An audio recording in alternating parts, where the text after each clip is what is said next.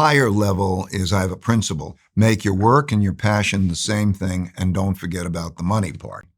And on the point of earning, spending, and saving, I wondered what you're a father, aren't you? Yeah. What advice are you giving to your children about earning money in the current world? Where they should set up their shop, the skills that are most valuable to acquire, the technologies. We talked about the US being one of the better places to build your career for all the reasons you described.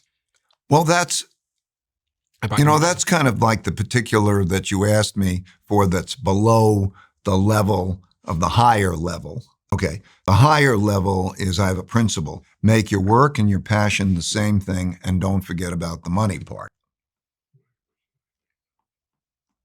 Okay. If you make your work and your passion the same thing so that you're really enjoying your work, you'll have an enjoyable, satisfactory life, and you'll probably be better at your career.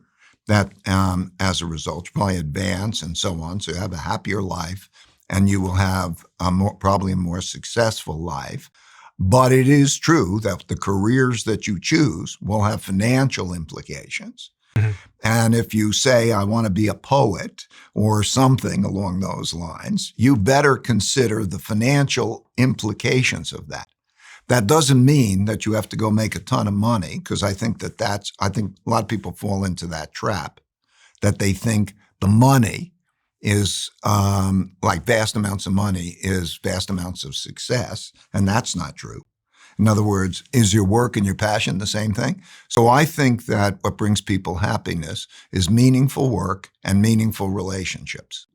Mm. Okay. If you have meaningful work, that you're into, and your passion and your work's the same thing, and you have meaningful relationships, whether through that work or beyond, you're going to have probably a great life. Okay. And so you have to keep that in mind. And it doesn't have much correlation past a certain level of money. Mhm. It doesn't have much correlation with that well-being, with the amount of money you have. And if you see studies across societies, and you'll see that past that certain basic level, there's no correlation between the amount of money they have and how much happiness they have or well-being. Okay. At the highest level of correlation across societies and studies of happiness and well-being is community. Do you have a sense of community? Do you have those around you who are your community? You'll live longer that way. You'll have a more joyous life, and it'll be a better outcome. But anyway, so thinking about those things, I think, is important.